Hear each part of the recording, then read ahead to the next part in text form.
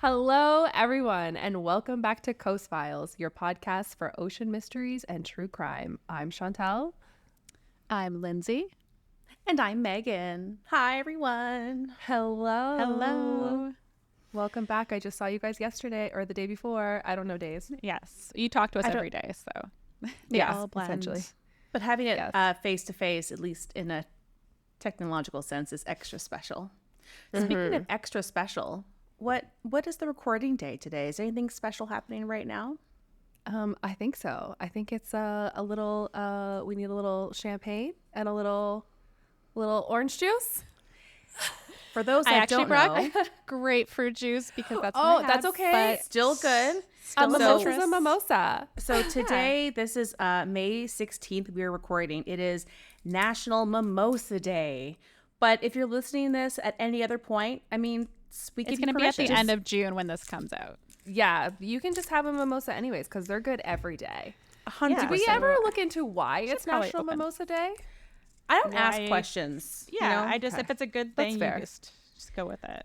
What's that phrase? hope- Don't look a gift horse in the mouth. I want to know, why does a horse What? have a mouth? gift? Sorry, no, horses have mouths. Why does the horse have a gift in its mouth? Oh boy, I haven't does opened that this even bottle yet. I mean? promise. I know. Okay, I'm like, wait a minute. haven't I'm struggling. either, and I'm like, what if I'm about to struggle? Okay, are we gonna try and? Okay, you go first. Oh no, this is tight. Tight. Oh, that's what wait, she said. It's coming. It's coming. Oh, I'm waiting. Oh, it's dry. mine wasn't Wait. a popper. Oh, It was a twist pop. It's a little mini bottle. those are the kinds you get on the So- on a plane.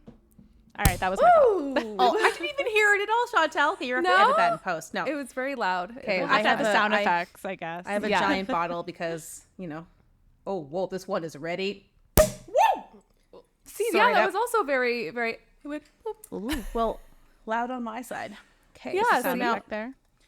so I'm just gonna Okay, keep and I pouring. do have one more little announcement for today. Give me 1 second. It's also a very special day for another reason. Okay. Ooh. Oh, the champagne's gonna be good.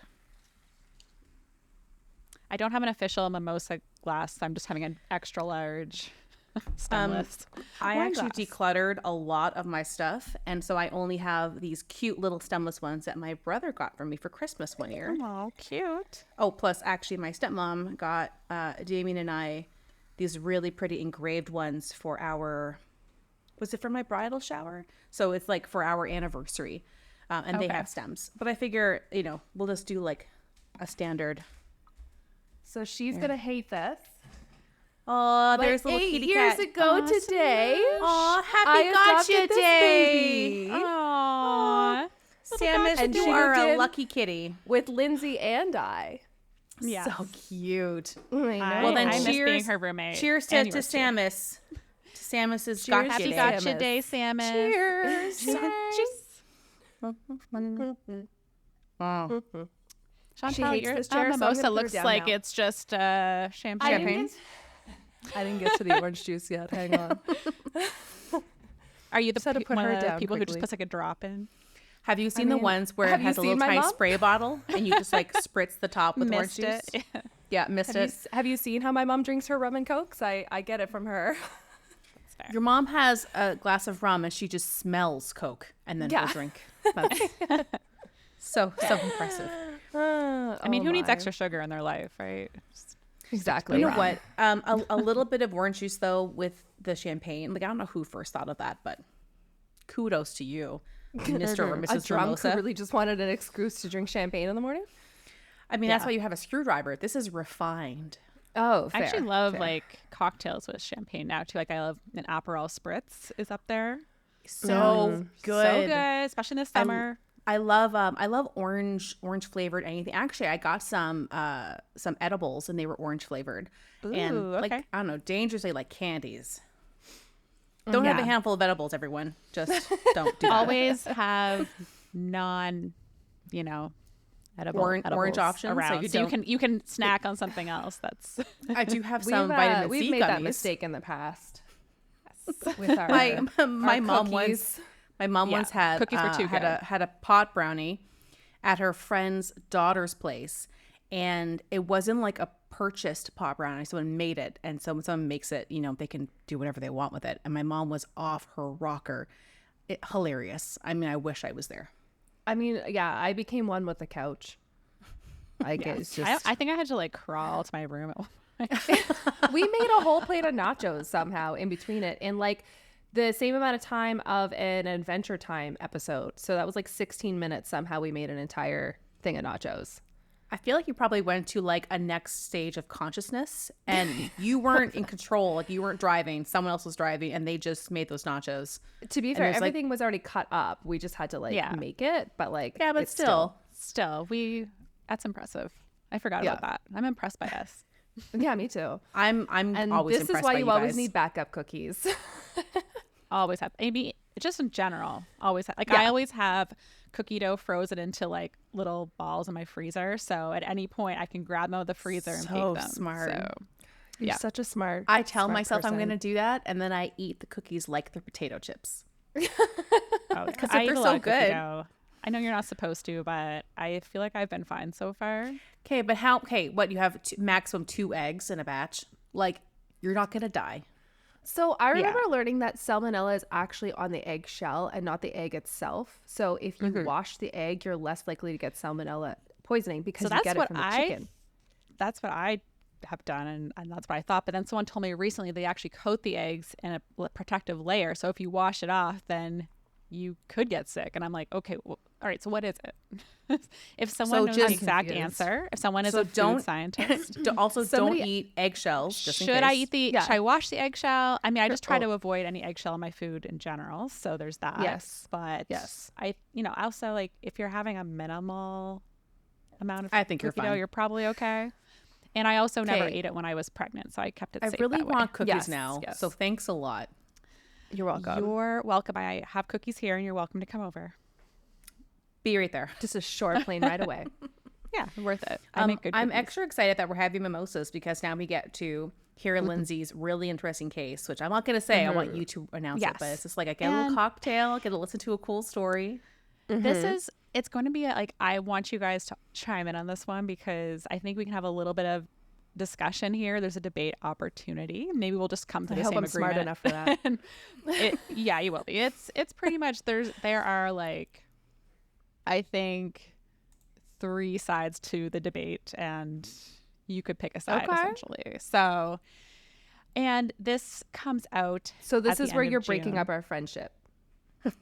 I mean, it's possible. I mean, it's not like a board game night situation where Yeah, friendships it's not die. Monopoly Yeah, I think we'll or go for it. Ghost But- Blitz. yeah, Yeah, God.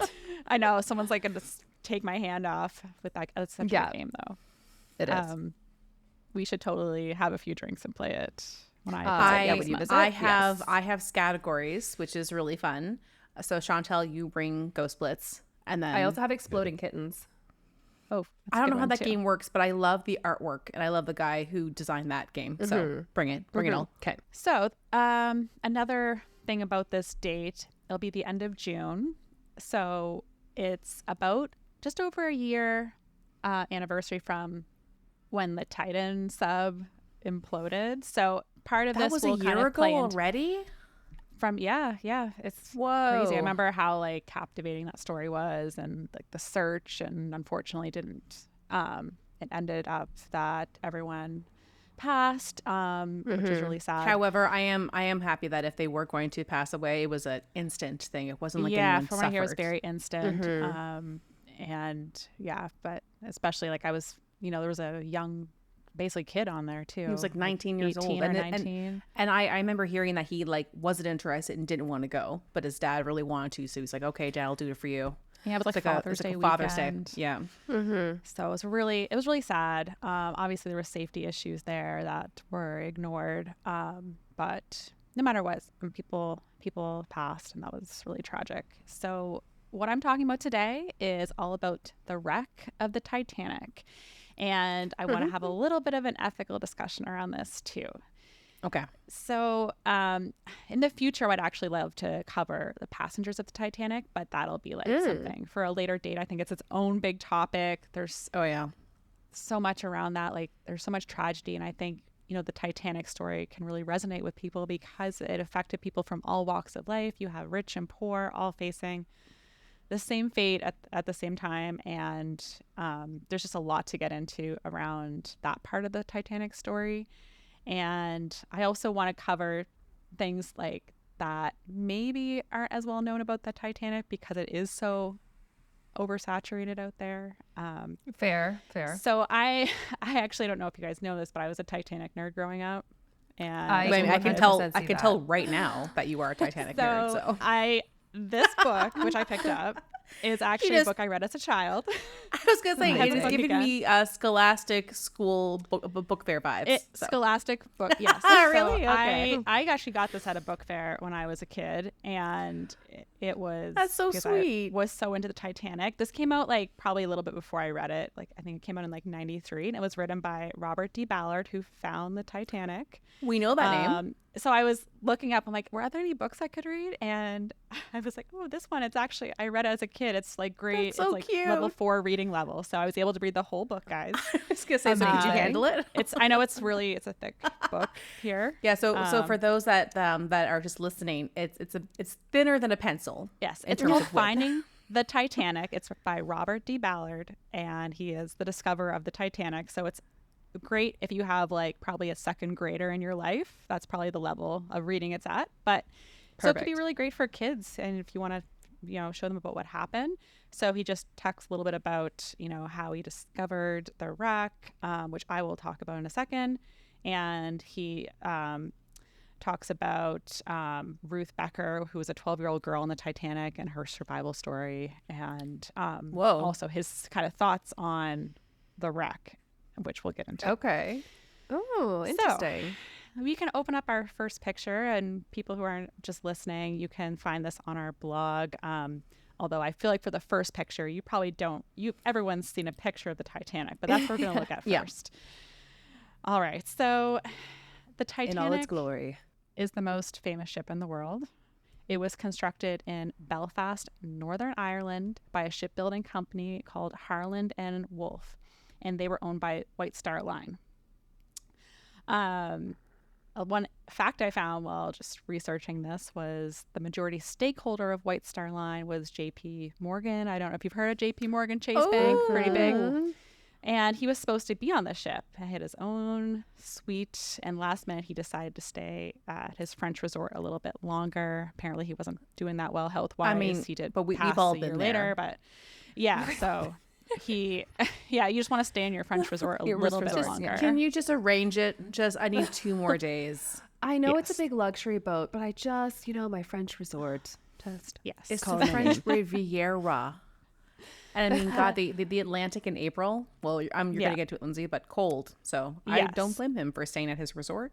And as a man on the ship, the chances of survival were pretty low because so many men, courageously did not get in those lifeboats and, made sure their families were safe, often telling them like, yeah, I'll be on another boat, even though they knew pretty well that that would not be happening with the shortage of lifeboats.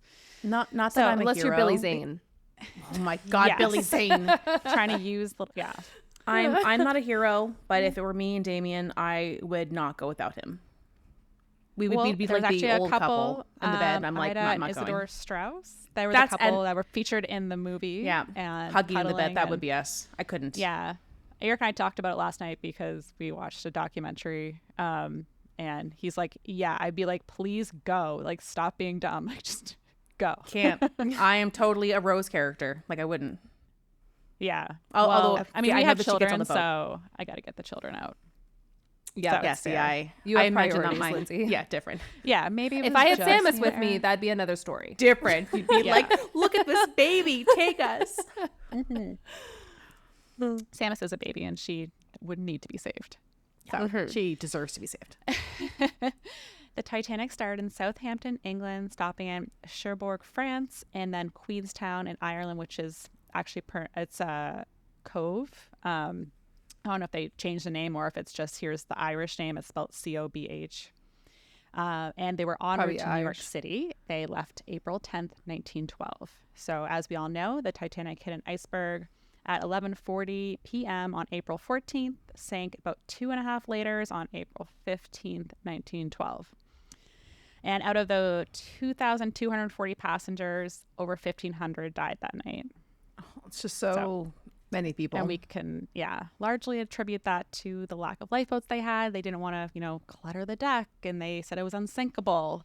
So the arrogance around those thoughts and just bad decision making led to this tragedy. So in the years after the sinking, there were different attempts to find the Titanic. So in the 60s, 70s, they had these really unrealistic idea to raise the Titanic. So like, we're going to find it and we're going to use like balloons or like fill it with like ping pong balls. They what the all these hell? different ideas. You know what? Every good idea has to start from something. Okay. Exactly. You're very kind. Brainstorming is important, Chantel. You were right. And to be fair, they didn't know where it was at this point, so they didn't know how deep it was. And until you do it, who would have thought we could ever go to the moon, or until you try.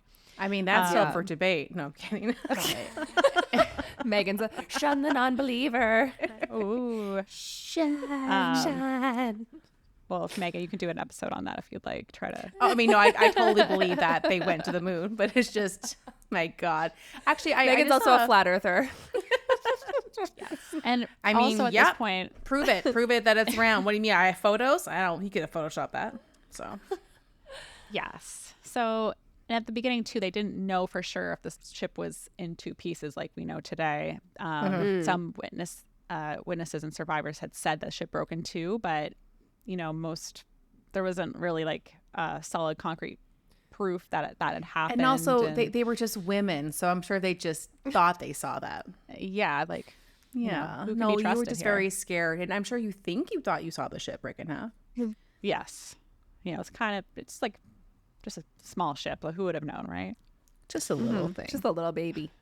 But yeah, assuming it was in one piece, maybe their idea of lifting it would have been sound a little more feasible at the time. And anyway, they didn't know where it was in the 60s, 70s. So you have to start with that. The ocean's not that big. 1977. Yeah, just a little. It's like a pond. That's why they call it the pond. Very, very shallow. Yes. So Robert Ballard actually tried in around 1977 to find the Titanic, and he was trying to get sponsors to help him. But the first group that he kind of had on board were clearly in it for what he thought was the wrong reasons. They just wanted to salvage the wreck and sell things and make money off it. So he really wanted to partner with someone who was more like about preservation. So he did find a sponsor, but the mission wasn't really successful.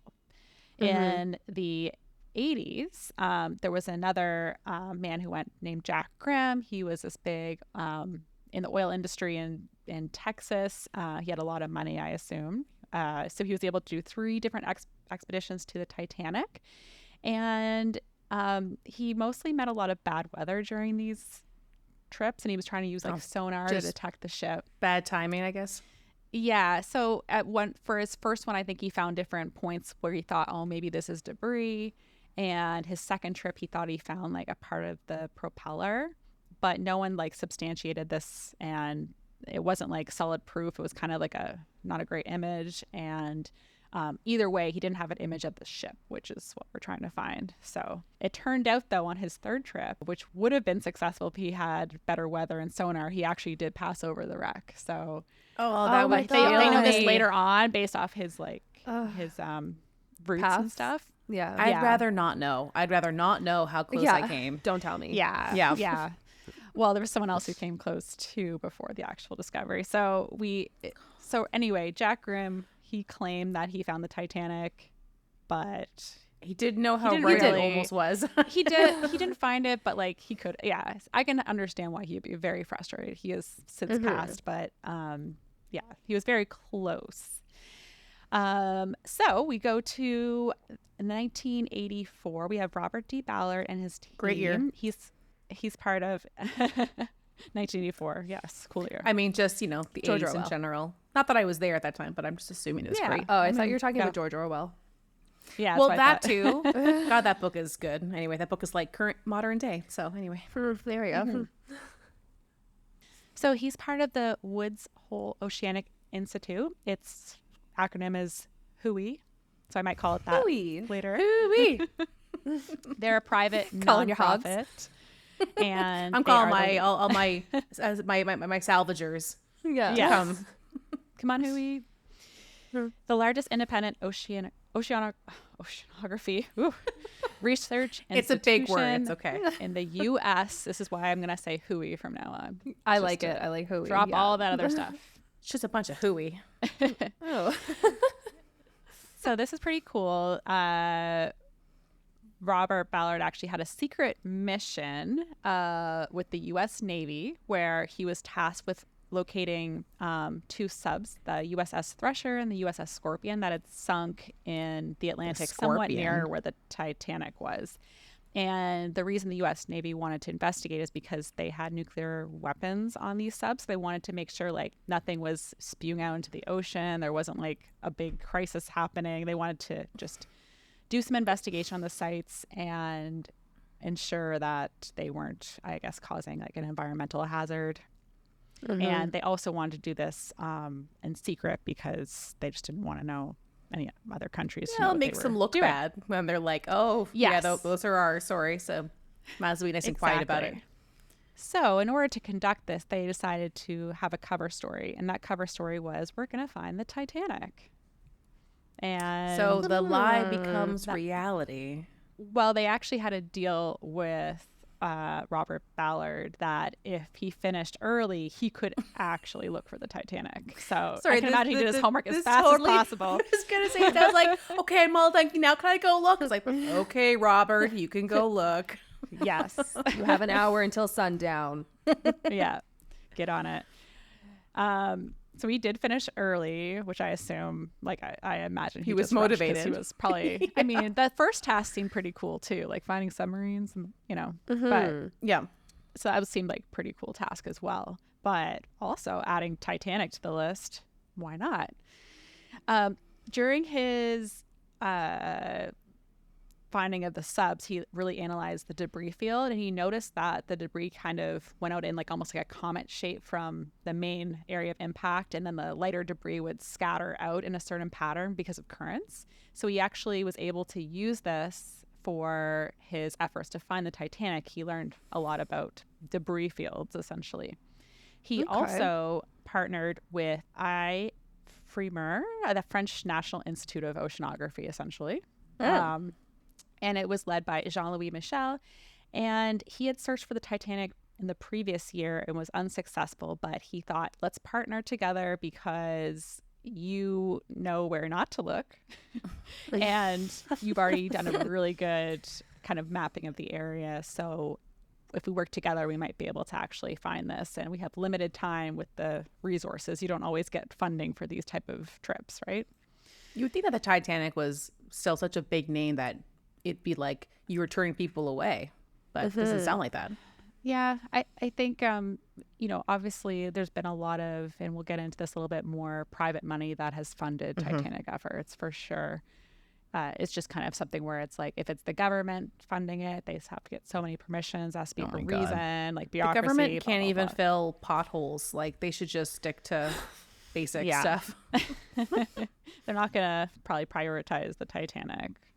You just need some rich people who really love the Titanic as much as Lindsay does to fund this. Yes. Apparently they love it way more than me. Like with passion and billions of dollars, you could do anything. I don't have that billions of dollars part. So that's all you need, and that's where Victor comes in. If you don't know Victor, well, come on, Victor. Yeah, if you listen back to our last previous episodes, you'll know. And Victor's coming up in this episode too. So okay. Yes. I know because I was talking to him earlier. So yeah. He says hi, by the way. He misses you both. He's our number one fan. Yeah, thought so. Okay, so the search for the Titanic began on August 25th, 1985, and they used an underwater ROV. Oh, I totally forgot to get you guys to look at my other photos. I've been kind of skipping through. I kind of know where we are now. Chantel, you White can Star just post Line. them. Yeah, and the map. You'll just tell me where to put them in. Yeah, And exactly. is ROV like a robotic operated. remotely operated Remotely. vehicle. Okay. So for this, But it is a exploration, robot, so I'm not totally It- wrong. It is a robot, and its name is Argo. Oh, Argo. Isn't that cute? it's like a Greek name, or am I thinking about something else? Sounds Argo, Greek. doesn't it? I Anyway. did not research that part. No, it's fine. I It just know just his name is popped Argo. And he's super cute. And you can look at the photo, and it looks like almost like it's in a cage. It looks kind of like a casket, but it's like a shell of a casket. Yeah, it was described as like a sled, so I kind of went with that. I can kind of see a sled. I didn't mean to say casket works. casket. Casket, Mega. sled. That's just the first thing I thought of. Yes, of course. It's like You like have- the bones of a casket. There's just no wood paneling. yeah, it's a skeleton casket. There you go. Still, that's not a great word to describe Yeah. what it is. So for those listening, Argo it is a boy's name of Greek origin. Okay. Correct. Yeah. this is Thanks, Chantel. basically an underwater robot with a camera, and it can Go on. along the bottom. Hang on, we lost you for a and- second, Lindsay. Oh.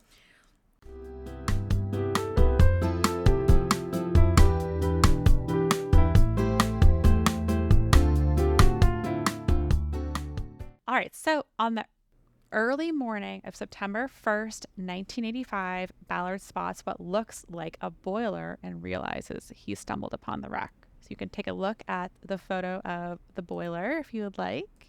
He must have just freaked out. He did. There was actually at that moment, like they just erupted and like they were Did so they pop happy. open They popped champagne? They sure did, but they realized that the moment of discovery was about 2:30 in the morning, and that was the time Titanic sank. Oh. So it got really somber pretty quickly. They're like, That's creepy. We didn't find the Titanic. We found a gravesite. So we need to be Yeah. respectful. So the mood did change, but they were very excited that they found it because this meant a lot for history and preserving the stories from those victims. These are the So you can people actually- that should do the exploring, the ones that are passionate about the adventure, but then when reality hits that it's not just a thing, it's like it represents thousands of people that died, or 1,500 people. Exactly. It's And sad. this is, I mean, you can look for these online, but these, there's some photos that I have. We'll definitely share them on YouTube and on our Yeah. website of the first discovery of Titanic. So you can see the boilers, you can see the bow and an aerial view. Oh, yeah. wow. And those are, is that the anchor chain on the top? Yeah. And then there's the crow's nest where the lookout, where they spotted the Oh, iceberg. that looks creepy. Lindsay, say Yeah. again, this was 84 or 85? 1985. I'm surprised by the quality of photo for 85. Like, Yeah, it's really, like, it's really now that we quite know how deep it is. impressive. Yeah, it's really good. Yeah. And you can see in the last photo of the debris, there's even some wine bottles that Oh, yeah. are on the bottom there. Yeah. So Oh, the wow. debris field had quite a bit of things, like a lot of personal items from people, like clothing. There was like that shoe where it's like, it looked like someone almost had passed there and they just have their clothes that remain. Jean-Louis that's sad. Michel, who was part of the French team on board, he was happy, but he was also disappointed because he realized in his previous mission he missed the ship by about 300 yards, 900 feet, 275 meters. That must sting. And Yeah. but Ballard claimed that no, this was a joint effort. Just because he spotted it first doesn't mean it wasn't part of a team effort, and so he gives equal credit to them. But you can tell that it would be tough to be so close. So there's a photo of the team. And It how would many sting. years It would sting a ago bit. was he looking for it as well? Was it He searched a 77? year before. So Oh. yeah, Jean-Louis. Yeah, he was there like the year before So searching. close.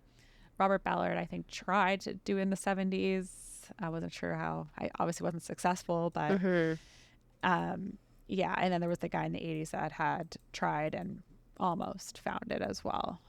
So but they're the not coordinates in from anything, where, right? They're just have the rover and they're just monitoring the rover. right? They're on Yeah, the taking surface. They're getting a photos. live feed. Okay. So this is a live feed that they're getting. So, which is great because they don't have to worry about bringing it up. Did we find Yes. anything? Okay, Yeah. no. Oh, yeah, true. So you'll see there's a photo I took well, I didn't take a photo. There's a You photo could have of the said you did. I teams. would have believed you. I traveled back in time before I was born. I like it. Yeah. So on the far left, you have Jean-Louis Michel, and then Robert Ballard's the one in the lighter blue at the other end.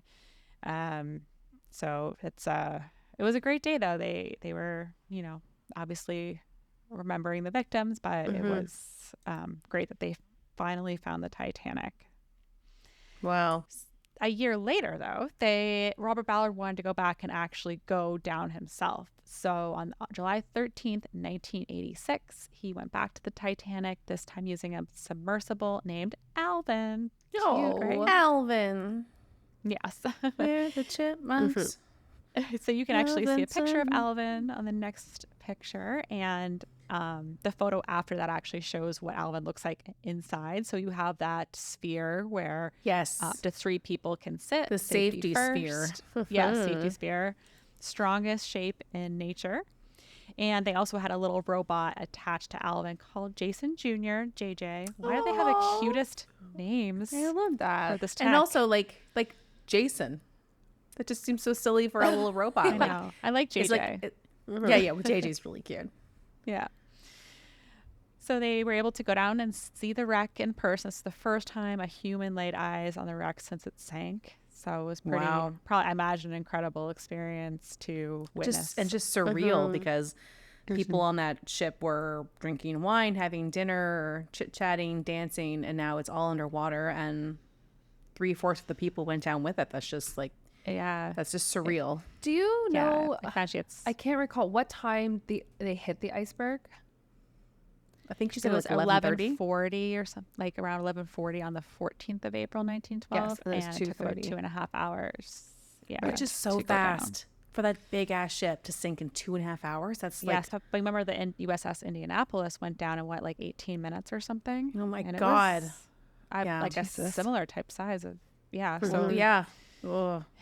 yeah, and part of it that what they had the compartments, so they were able to close some, but the problem is that went too high up. And Yeah. they didn't have the watertight compartments all the way up to like I mean, forget what deck I it learned that was. from The movie.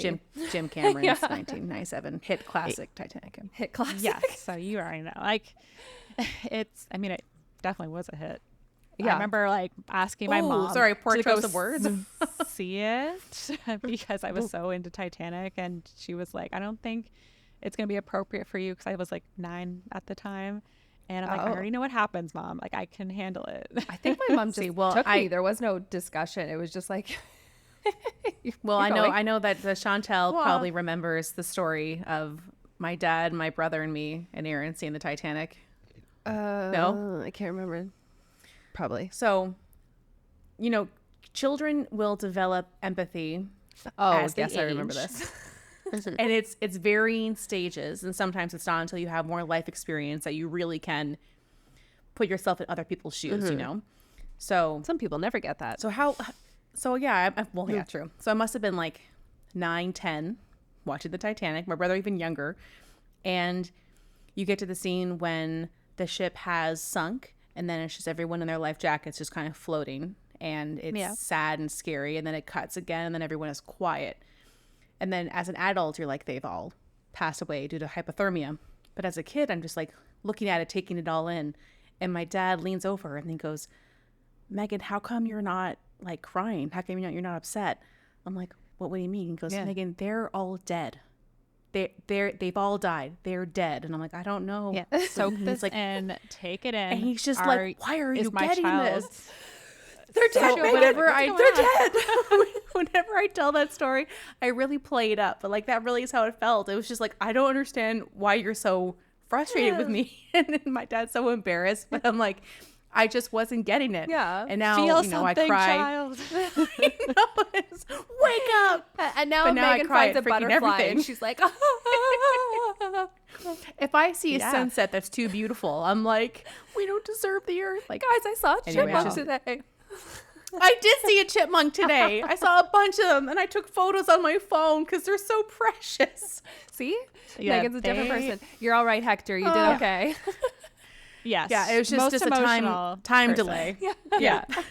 It really Let's came just out rewatch later. it and Yeah, but you would cry for the whole movie if you rewatched it today. Oh, I did. I watched it with Damien, and I'm just bawling my eyes out. And he's just like, I just don't get it. I'm like, it's just like, imagine how you'd feel. Anyway. Yeah, it actually does make me tear up every time I watch it because like the little boy and his dad scene and Lindsay, I can't talk about it right now. I've had bed, and then the baby in the Nope, water. everyone stop it. Gone. Nope. Yeah. Okay, Chantel. it's okay. I am gonna cover the victims in another episode. Yes. But because we're celebrating today a little bit, not related to my episode, but apart from that, I was like, Well, we can also celebrate the historical significance of finding a wreck like this, and we can also celebrate it the means lives a lot of to those. history. Yeah, huge. And I'm not going to speak to obviously the survivor, like every survivor's thoughts, but I think some of them were actually excited that the wreck was found. It meant a lot to them because that's the gravesite of their loved ones, right? Well, it's a big closing of a chapter. I can imagine. Right. Yeah, it's such a huge and also it turning could point in reopen their old lives, wounds right? for some. So it is a 50. Yeah. It's a toss up, right? But Either way, emotional for sure. yeah, it is still a major historical find, and they actually placed 2 plaques on the ship. They placed one on the bow, asking people to leave the ship in peace, and another one on the stern, which is the back end of the ship, as a memorial to those who lost their lives. I know that they were from below also, deck. I didn't know that. Okay, yeah. They were. I mean, since then, a lot of people have left their own plaques, but those were the first. Really? Ones. Mm-hmm. I didn't kind know of that. expedition plaques, yeah. So I don't like that. It's kind of yucky. yeah, it's like, all right, for the first one, we get it. And they were also able to like land on the Titanic with the submersible, and then JJ, the little robot, went into the grand staircase and looked around and saw. Is some that things from the and movie Titanic? James Cameron took footage later on. So, but this That was just actually, so like important to me. I felt like James Cameron discovered it. He did it all, but he has such a small Yeah. role. I was going Definitely to not. mention this later anyway, know. but these 2 expeditions inspired James Cameron to use footage of the wreck in his movie because he really liked that, past and present kind of like Okay. bearing, It's like really see haunting. witness It's very the yeah. wreck today. So I actually thought that was really smart of him to do it that way, to show the wreck and kind of have that backstory of finding it and then going back and hearing like a story, especially someone's personal story. I mean, again, like we know that, a lot of that stuff was just created characters, but Yeah, it was it's a really, really fabricated, great, but it's a really, really great, like, great plot device.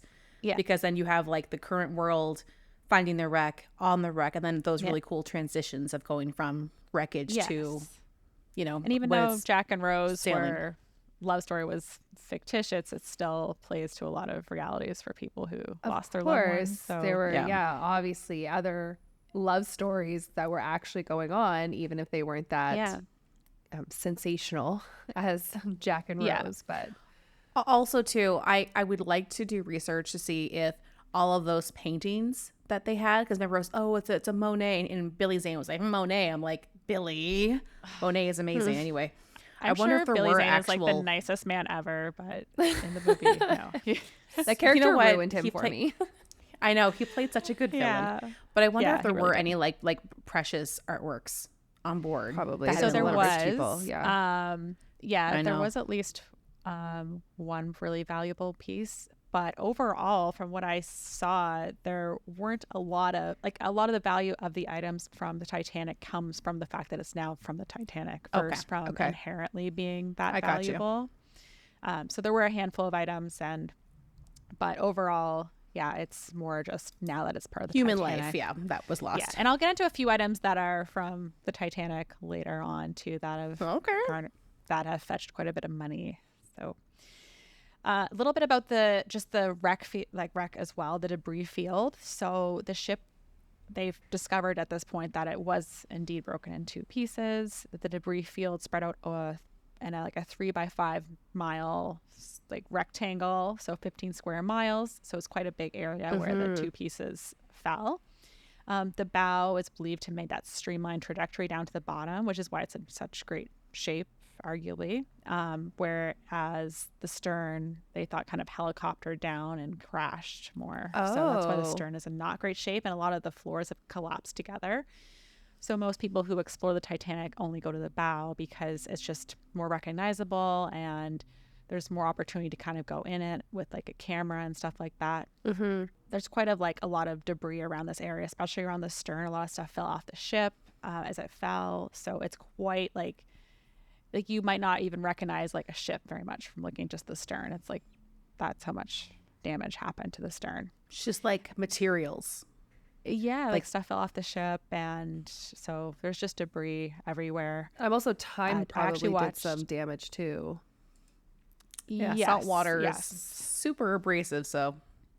Well, during I watched the Drain the Titanic episode actually, and their theory Thanks, Chantel. was yes, and they actually proposed a new theory based off the debris and the scatter plot that they thought the ship didn't fully break apart till much later down. So it's an interesting theory. Yeah, I remember seeing that one. So like it was probably like it broke, but it was still attached A little bit, yeah. came down potentially. So I mean, we might never know for sure. We do know that the big break happened at the surface though, so whether it fully detached or not, I'm not sure. But they did make a compelling argument just based off what they said the scatter of debris looked like, and they've made a lot of detailed mappings of the debris area as well. So, but yeah, it's like quite a big area, and a lot of artifacts were around there. So after the finding of Titanic, the U.S. Congress passed an act, the RMS Titanic Maritime Memorial Act, to protect the wreck, essentially. It was pretty like loosely worded, to be honest. It's kind of like if you're going to go to it, you have to be respectful, essentially. That's a grave site. If you're going to salvage, it has to be like, you have to basically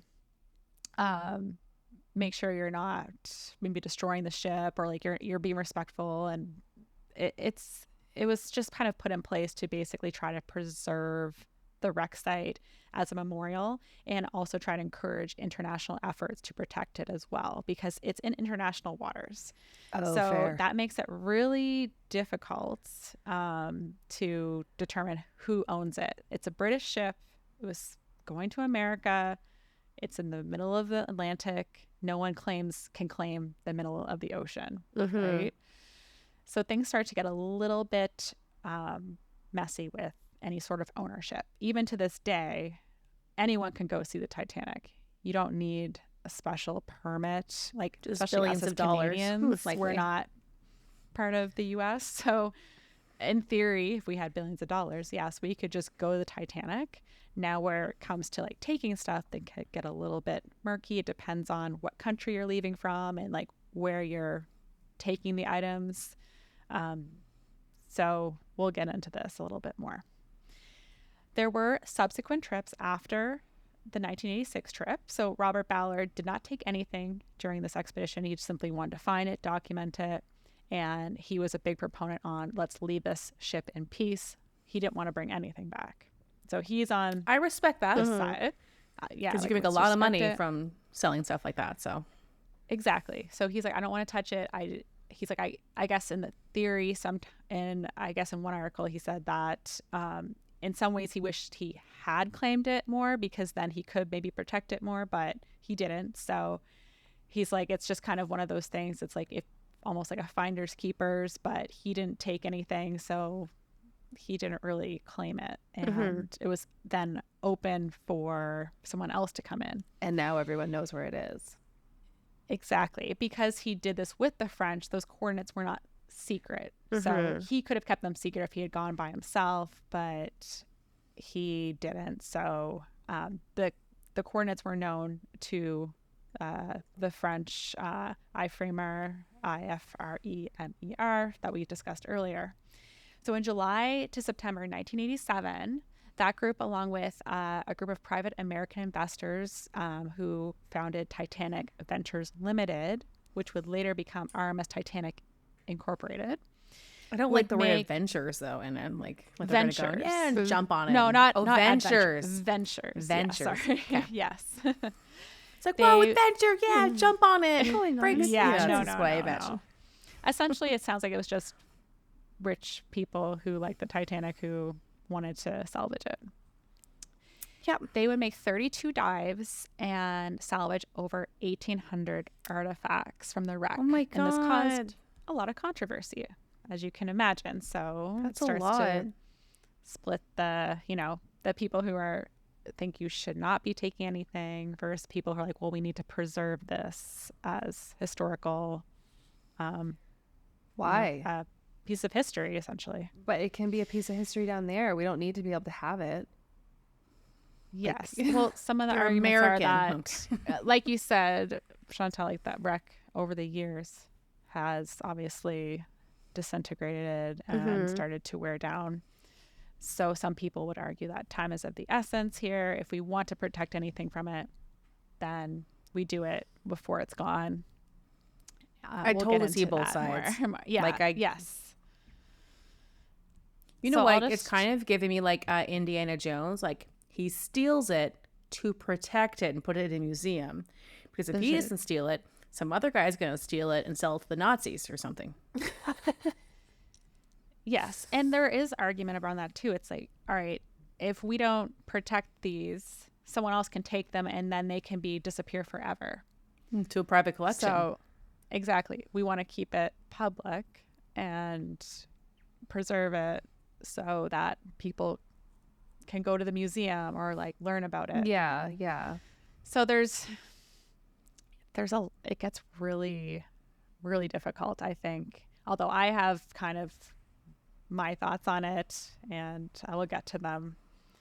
In 1991, there was actually a joint trip with Canada, Russia, and the USA, and they went to document the wreck, completing 17 dives, and they retrieved about 140 hours of IMAX footage, which they used in the 1992 documentary Titanica, which rings a bell to me. I might have saw it later. but 92? No. we wouldn't have saw it probably at the time. We were too little. If we did, my, we wouldn't my brain remember it. wasn't. No, yeah, my brain wasn't online yet. Yeah. 92. We were not forming memories. No, I was still eating crayons. I'm sure. Yes. Sorry. That's I all mean- I'm drinking, Megan. Just being honest, I didn't realize you were drinking until my awesome joke came out. I remember 92, but only because I acquired a brother that year. So That's fair. And you were like, That's "This fair. sucks." I was like, I have to share. What is this? Yeah. So it was sponsored by IMAX, Stephen Lowe, the director of Titanica, CBS, and National Geographic. So this was purely to take footage and do a documentary, which I personally am like, that's great. We want to capture this. People want to see it. You're doing it in a respectful way. I think that's great. iFramer and RMS Titanic Inc. So RMS T, we'll say, maybe moving forward, so I don't have to say this long name. They would return again in 94, 96, and 98. So Wow. Okay. they took another 800 artifacts. To date, they've taken like over 5,000, just FYI. And So when you they've say taken a lot. artifact, that could mean anything. It doesn't mean books and shoes and plates. It could mean like debris, right? Like Right. So some of the things they've taken are part of the engine. They've taken a lifeboat davit, which is the kind of the arm thing that helped lower the lifeboats into the water. They've taken the steam whistle. They've taken the bell from the crow's think I saw nest, a which we photo of actually, that. it was a little controversy. The crow's nest is no longer there. So Robert Ballard thought that someone has taken it or destroyed it, like accidentally destroyed it and trying to take it. He's like, it was there and now it's not. there's a Some photo people of it. argue You not took a anymore. photo, so And it's not there anymore. You can look. so at that would have current been made of photos. probably wood, not including like bolts and things like that. Like so. I'm not sure exactly what the crow's nest wouldn't have been probably made of wood because it probably would have deteriorated because the decks are all wooden decks are gone. Yeah, so that Okay. organic matter probably wouldn't have been there. So it likely was So some kind people of like said that iron maybe, or something. yeah, maybe things just disintegrated enough, or maybe when they took this bell, which I assume was near the crow's nest, maybe when they took the bell, they knocked it or something and it fell into the ship. So That's there's different wild theories. though. Because I mean, like you have a photo of that here, Yeah. so it clearly was there, and It 10 was years there. later, it's missing. Yes. Yikes. So I mean, I don't know exactly when it went missing, but it was missing shortly after. In the words of Shaggy, it wasn't me. Another attempt was to raise a 24 by 16 foot piece of the hull. So the hull, I mean the side of the ship. And this piece, That's I guess, ambitious. had kind of fallen. Yes. It was quite the endeavor. And they actually made this big, what Robert Ballard said was almost like a circus out of it. He seems like such a no-nonsense kind of guy, don't you think? Yeah, for sure. So cruise ships were booked to be on site, and even though the people were going to be in their rooms watching on a monitor, but I would still guess go at the do it. end, That'd be cool. Yeah, it cost $1,800 to $6,000 to go. Never mind. I mean, 1,800 is not Yeah, it terrible, doesn't seem but yeah, bad. 6,000. but to 6,000. So like, so where's the 1,800? Because like, Yes. you're in the hull of the ship, underwater. Yeah. Now they don't would get a get to window. afterwards when they got to shore, be able to see the piece, I guess. So there was that element. They unfortunately underestimated how heavy this piece would be. This piece was 14,000 kilograms, so over 30,000 pounds, and it's made of iron and bronze. Wow. So it ended up actually breaking loose when I was close to the surface. It was like, I don't know, a few hundred feet from the surface, and then it fell back down to where it was. Did it get destroyed at all when it fell? I don't think so. I mean, so it sounded like the glass was intact, but the picture I've seen of it now, you actually go to the picture of what's called the big piece. It's on display in Las Vegas today. Oh, wow. Scary looking. Yeah. So that's what it looks like today. Obviously, the paint is gone, Yeah. but it's in relatively good shape considering. Yeah, the color makes it like it's haunted or something. Like it's a Yeah. kind of scary, scratched up, dark metal. And it really ignited a lot of controversy around like what are we doing here? Like, are we Like, now for ripping what apart the purpose? ship? Like, Yeah. yeah. So, and going back to a little bit about raising the Titanic, those theories have popped up again, and ultimately, it's just not possible. Even if they wanted to, it's just not. It's so.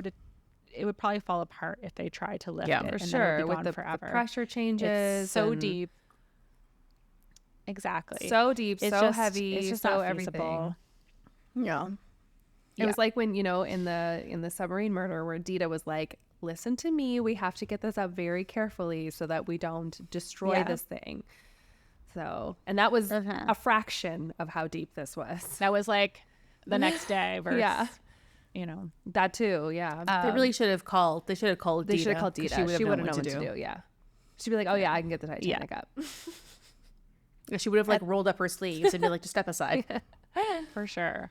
This is coming up on 80 something years at the time, It's crazy. 85-ish maybe years after the ship sank. So it's been underwater for a long time, but the hull is quite thick. So that's why the Titanic has been so well preserved. And there's different theories of how long the Titanic will even last down there. Some people say in the next few decades, the Titanic will almost be gone.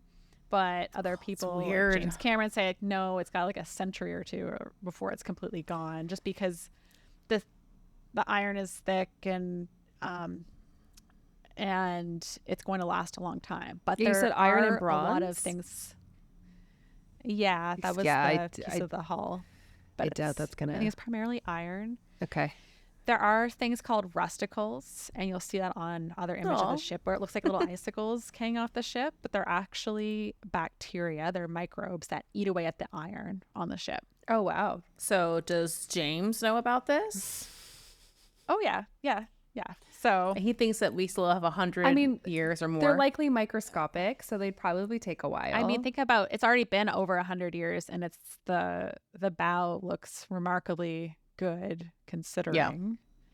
I'm looking at the photo again of the crow's nest, and it does look kind of smushed, like it probably fell. And there is 'cause like it an looks area underneath compressed. where it's like potentially it could have fallen into the ship.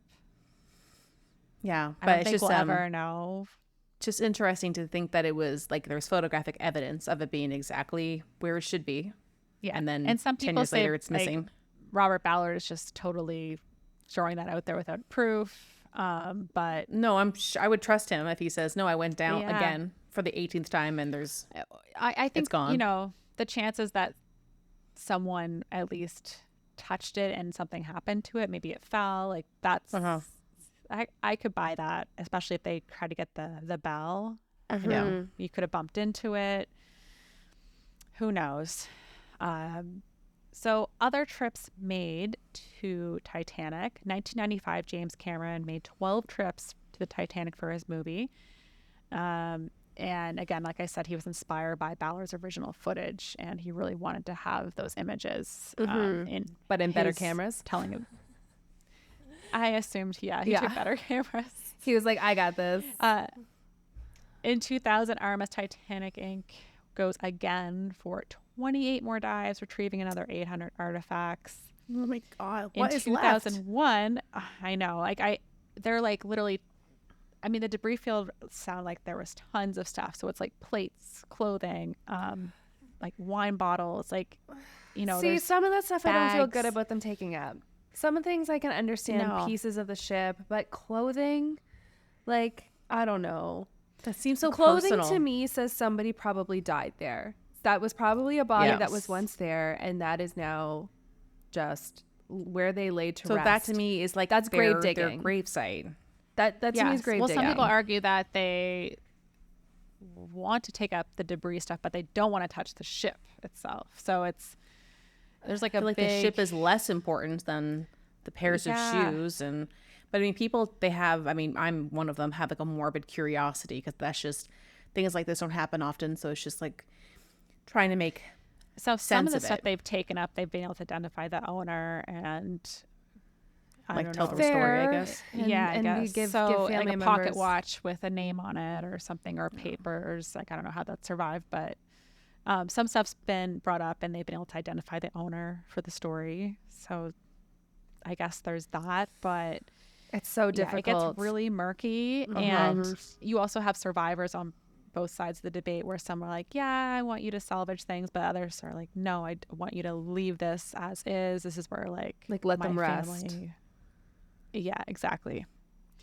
I'll quickly just say all the other visits to Titanic because there's been even more.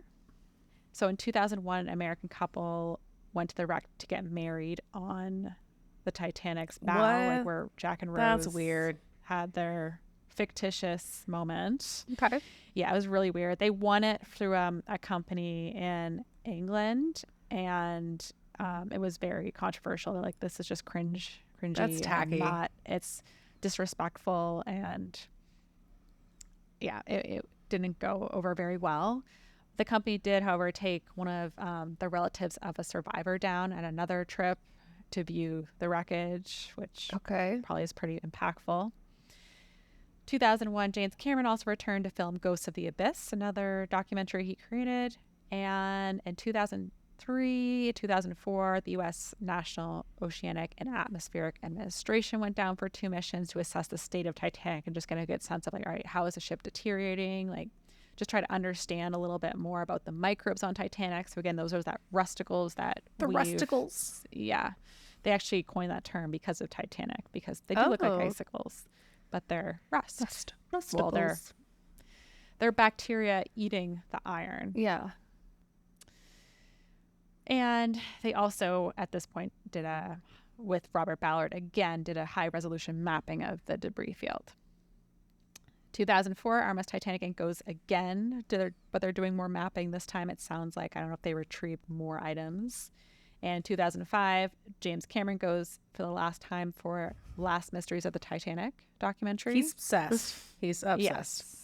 Apparently in 2010, RMS Titanic Inc. did some more high resolution images. And then 2019, the DSV limiting factor, Victor Vescovo, who we've already talked about, he went to see Love the you, wreck. Victor.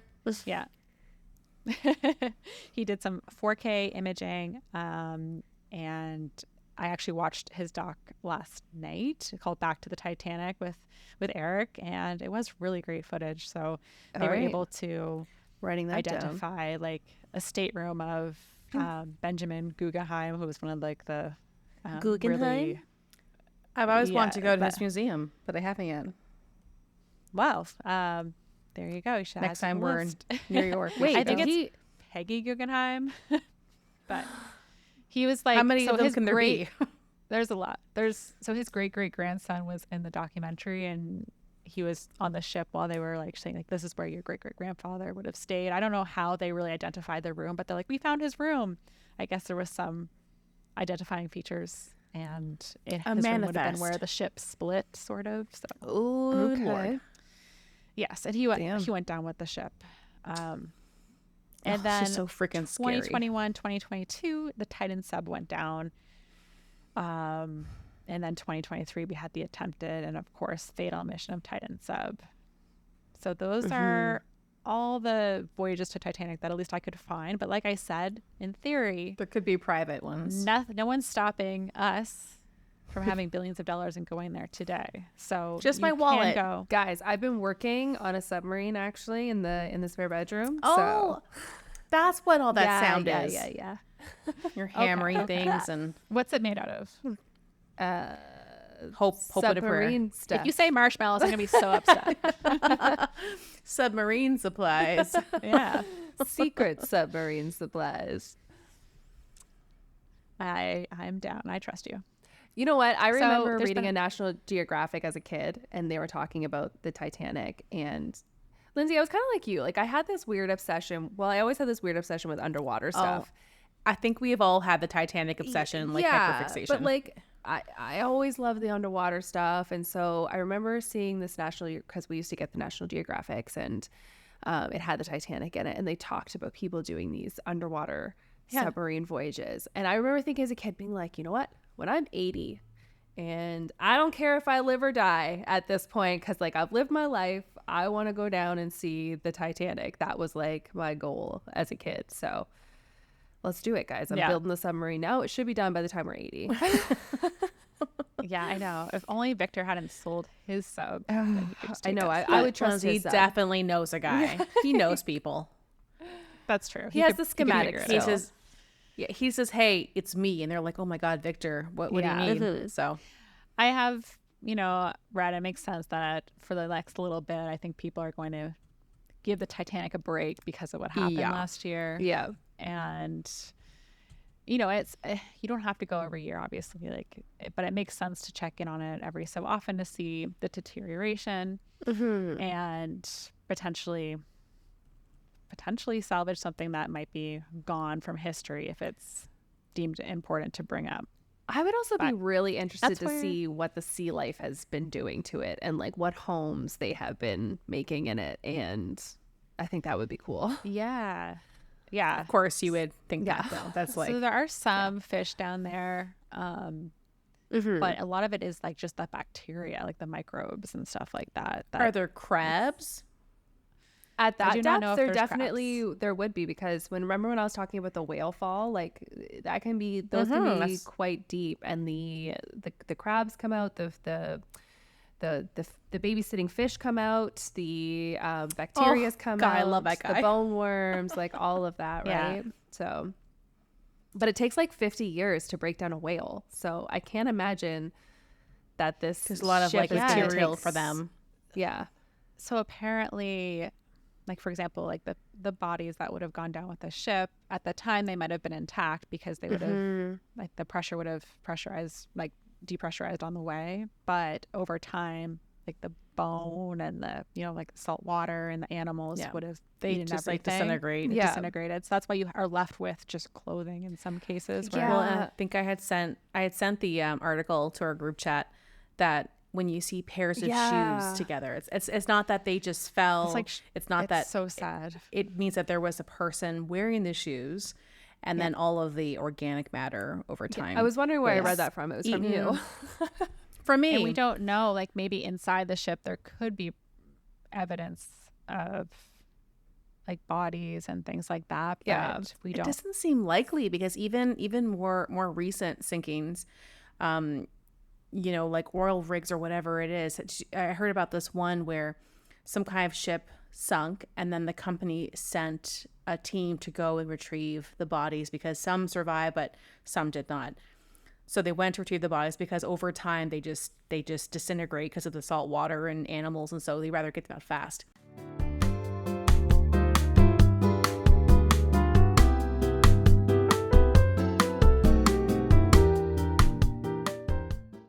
Anyways, Okay, back make a to note of So I'll regular get into scheduled. now who owns the Titanic. So really, no one can officially own it. It is now protected under UNESCO's Convention on the Protection of Underwater Cultural Heritage because it's over 100 years old. That's a mouthful. At the time of discovery, though, of course, it was not that old.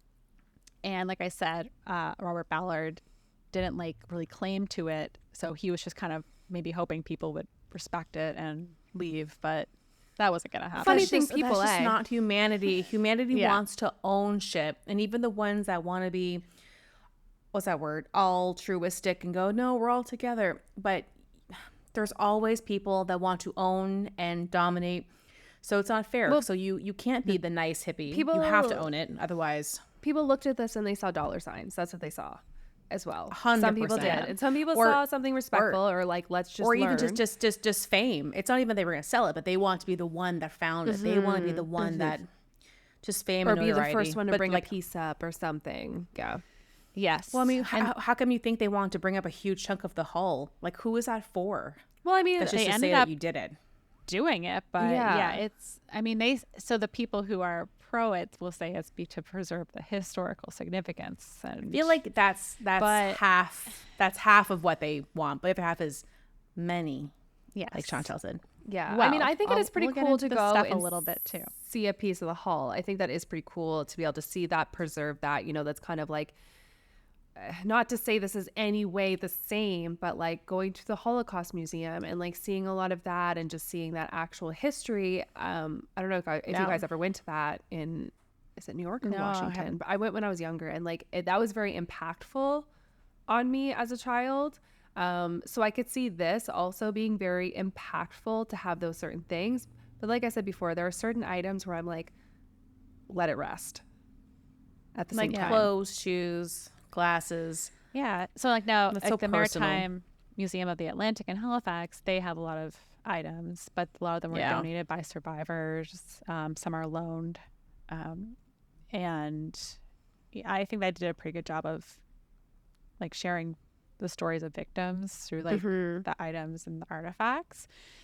So like you can do it respectfully, and I'm not sure the full intentions of this company, but RMS Titanic Inc. that I've mentioned before, they were the ones to first bring up all the artifacts along with the French researchers. This included Paul Henri Nargolet, who was one of the men who died on Titan last year. He's one of the leading Titanic Oh, wow. researchers. Oh, right. I And- remember that. Yeah, so he was one of the director of underwater research at RMS Titanic Inc. So he was part of this in the 90s where essentially a company was trying to, in the States, claim rights to salvage the Titanic. And they came in, RMS Titanic, and came in and were like, no, like we already started salvaging it, so we have the right. The court originally sided with them, but then they took it back and reversed it. So RMS Titanic Inc. went in and to the court in Virginia and actually made their own case.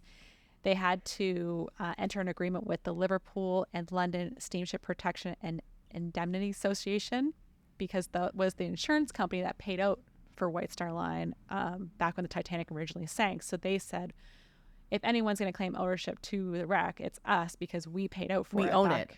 Yeah. back in 1912.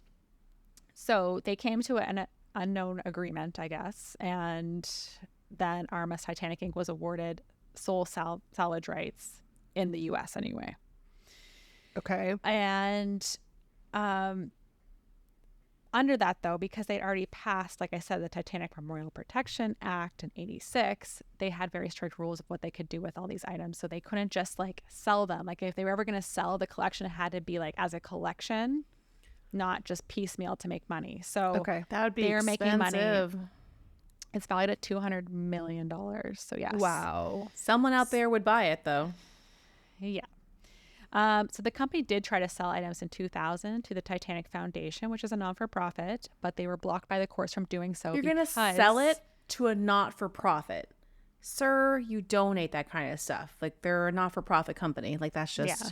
Well, I guess the company had some financial, they had financial issues, so they had to try to sell. I don't know what they were selling it for, but either way, they were blocked from selling it because they couldn't do anything piecemeal. Like it's like they're like, we're protecting the integrity of the collection. This is what the act. So that's where the act comes in to try to protect things. A company named Premier Exhibitions actually took over ownership of RMS Titanic Inc. around this time. The collection, like I said, valued at $200 million, and ended up being put up for sale when the company filed for bankruptcy, I believe in 2016. Well, that's a bummer though. But no one was able to make a successful bid. James Cameron, I guess, wanted to try to bid for it with people to try to put it in the Belfast Museum for the Titanic, so that way it would be always preserved for public and people would be able to view these pieces. Ultimately, like I said, no one was able to buy it, so some hedge funds came in and essentially and put money towards it, and now it's still owned by RMS Titanic Inc. But so it's actually it's like good in some ways because it's still available to the public now. So they have different like exhibitions where they showcase these artifacts, and ultimately, it is important that if you're going to have these, that they're not like, you know, sold off to some private person, never seen again. Yeah. It's like the whole point of it, I think, if you are going to salvage things, is that they are preserved in history so that people people. Exactly. All right. So obviously the, you know, gravesite versus historic site controversy. So most people agree that this is a gravesite.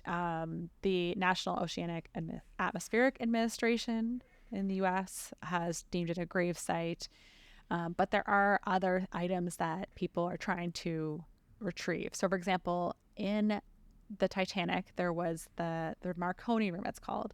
So that's where the wireless transmitter is located that sent the communications to Carpathia for rescue. The court actually okayed in, I think, 2019 or late, just before COVID, that someone could go try to retrieve it, but then COVID happened. To get this, you'd have to go into the ship and try to retrieve it. So that's scary. People are like, well, we don't want to damage the ship to get this, but some people want it because it could have historic value. But like, okay, but it doesn't really, because I'm sure that those machines exist from the 1900s and other facets. I guess the Titanic had a state-of-the-art system for the time, but yes. And I'm like, are you trying to get it? But they weren't the only ones. Yeah, I was like, you think you can possibly retrieve messaging from it or something? No, like it's because they want to own the one that was on the Titanic. Like it's just for the notoriety. Notoriety. So the arguments there a little bit. Well, this whole room might collapse soon, so it's like now or never to retrieve it or not, or it's just lost to history. So some people would argue that, well, it's better to preserve it now while we have the chance versus wish we had and it's collapsed and irretrievable later.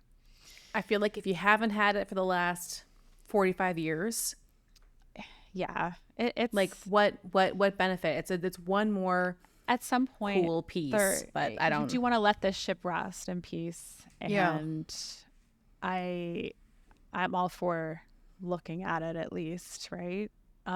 You can actually see in one of my other photos there the bell, which was taken from the crow's nest. So you have to look at the bell right photo. Now. You mean the crow's nest? One thing I find very, very, I don't love anyway, is they sell coal from the Titanic. This is from the 1994 expedition. So they sell it between $12.99 and $189. Why? If it's weird one like little piece in a keychain, and another piece is like in a framed photo for the $189 one. Just to make money, I guess. That's gaudy. That's gaudy to me. Obviously, they filed for bankruptcy at one point, so they're trying to make money off that. Who's to say this is real coal? Also, the debris feels that's the thing scattered too. With stuff everywhere. I was going to say, how did the coal even survive down there? That doesn't seem like... That seems like something that would disintegrate. Or at least, kind of turn powdery. I don't know. I don't know the science behind coal, but... How does coal work underwater? Let us know. Write in. Yeah, so I guess coal can survive because they pulled it up, I guess, as a something to sell. I was listening to a podcast today, and I forget what the story was, but it's kind of like how back, even in the 1930s, humans have been obsessed with true crime forever, because I just think there's just more of a curiosity about you don't understand. But back in the day, they wouldn't even like lock down a crime scene, and people would take handkerchiefs and like soak up the blood of victims and be like, oh, look at this. Yeah. So just people are insane. That's like, And if you And offer I don't blame things like the that, public for this I kind of do, because it is like, supply and demand. listen, yeah, I just put more of the onus on the people who are selling it, because of I think that course is you're gonna give people. I think it's wrong. I think that's wrong too. I think it's weird. It's kind of like, I remember listening to something recently, and it was this person who, I forget the exact story, but basically this guy was like showing off the fact that he had pictures or paintings that John Wayne Gacy did. And it's like, you know, I don't want that. like, I know. why would you want to show off like, oh, I have the piece of the Titanic? Like, this belongs in a museum. I mean, this belongs in a respectful place where it's going to be You taken are care Indiana of. Jones. You get it. Although I would much highly value a Titanic artifact over John Wayne whatever Gacy John clown Wayne Gacy painting. created. Yeah. But yeah. What No thanks. What about if you could buy for a reasonable price a piece of artwork done by Hitler? No, I wouldn't No want thanks. it. That to me just sounds like you're just Good having answer. it for for the sake Good answer. of like it. That to me is just like not boasting. someone Like, to idolize. It's just like the shock value. yes. And didn't he not get into art school? So like, is it even good? I don't know. Oh my god! But- Do you guys No, watch apparent- Always Sunny in Philadelphia? I do not. I know Oh, of There's it. an episode I've where watched some. Hitler's I've watched some. artwork comes into it. Apparently, he was actually a pretty decent artist, and the whole like gross dark joke is like if he would have gotten into art school, Yeah. it could have taken in a whole different direction. But Anyways, yeah, I just but very Yeah. different, because like a disaster that was technically an accident, right? I mean, like they didn't hit anything on purpose. The ship was designed poorly, however, but that's an accident. So it would be, to me, I kind of see it like, so, World Trade Center crashes. It'd be like people taking debris, being like, whoa, I have a piece of, Yeah. Tower 1. Like, that is just so upsetting to me. Yeah, that's actually a very and it good doesn't- comparison. Yeah, because just because it was 100 years ago doesn't mean that it's normal. Yeah. And to have a museum to these things that shows like, look how this happened, the people that were lost, and kind of in an honored sense, that I think and is even like very different. look at the than, communications things that they had at this time. It was a state of the art. Like, I could understand having all of that kind of stuff in a museum. lot more but a lot more not historical in your significance. house. Ugh, that's weird. Now some Unless it's like a Titanic, haunted spirit board, and that's kind of cool. a spirit board from the Titanic. Titanic. would Oh my Very- god. You might very change my valuable. mind there. Yeah, I feel like now you're crossing my personal line, where now I am gonna say I want that.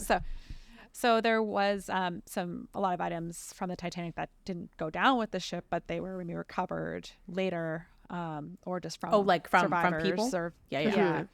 So one thing was the violin played by Wallace Hartley sold for 1.1 million pounds. So this is very famous scene in the movie, but this was real. Like the band played till like the very end, and apparently there's people are like not sure if this was a legit violin from the Titanic, but it seems like it Lot was of scammers actually out there. his. They said that like they found his body with the violin, kind of him holding it in the water. Oh, because he was So- floating. Ugh. Right. See, but that just sounds like someone who sold their story to a paper, because back then papers would print literally anything. Yeah. How do you know that that's true? I find that ridiculous. Well, they always have, do have historians and people who assess but the just think legitimacy. now- That's all you can do. You have someone, a professional who's But really from all that we know, well it's educated in this very area. unlikely that any of those people in that beautiful quartet went down holding their items and weren't swept away and things weren't taken from their bodies. if he So was but think about it this way: if he was in the water, he's holding on to his prized possession. It was given to him by his fiance. But did he And like you're- jump out of the boat, and then because of the boat, if he was on it when it went down, he would have got mean- sucked down with the I suction. mean, I think some people jumped off near the end, right? Mm-hmm. Yeah. So, or people, jumped off a little bit I just earlier. feel Maybe like he was maybe using they it as extra found it. flotation. Yeah, it could have been that too. I don't know. It just seems like a story to sell. Listen, I Megan don't believes know in if it's true. ghosts, but not in this violin. Okay. No, I'm not... a skeptic believer, and that man was phenomenal, because even though it was a movie, that apparently really did happen. Like Lindsay was saying, there's lots of people that said that they were there, up and try to but calm just people. just the idea that he was found holding it. Maybe it floated and someone found it.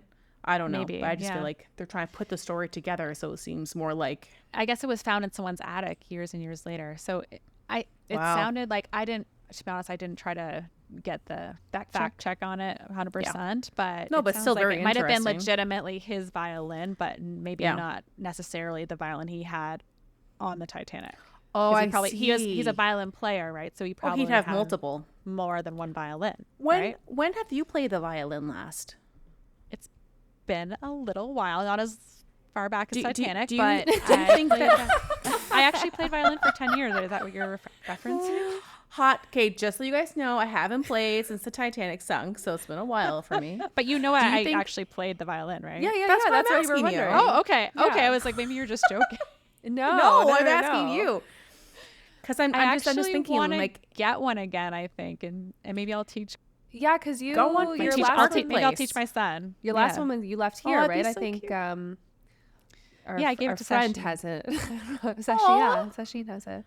well, hey, listen. Well, if we're gonna see Sasheen when you're here for this weekend, be like, hey, do you happen to have that violin that I gave you? And then set up a little it's fine. hat It was- and play it, and we'll make some quick money to fund our weekend of booze.